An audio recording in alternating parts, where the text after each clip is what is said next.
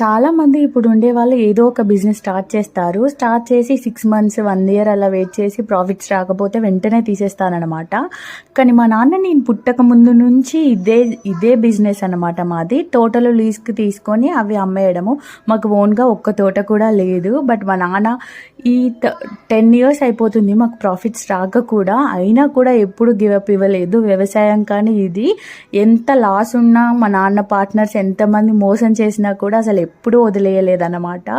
ఇంకా ఎప్పుడైనా ఇది వద్దు, నాకు ఇది వదిలేసుకుంటాను, ఇన్ని అప్పులు అవుతున్నాయి అనేసి ఏ రోజు అనుకోలేదు. అలా అనుకున్నాడు కాబట్టి మా నాన్నకి ఇన్ని డేస్ తర్వాత సక్సెస్ వచ్చింది అని చెప్పాలి. అసలు మేము ఎక్కడికి వచ్చాము అన్నది నేను నెక్స్ట్ వీడియోలో చూపిస్తాను. అండ్ చాలామంది అంటారు కదా, బిజినెస్ బెస్టా లేదా అంటే జాబ్ బెస్టా అన్నది ఒకటి కమెంట్ చేయండి. అండ్ ఈ వీడియో నచ్చినట్టయితే నా ఛానల్ని సబ్స్క్రైబ్ చేసుకోండి, లైక్ చేయండి, షేర్ చేయండి, కమెంట్ చేయండి. Bye bye.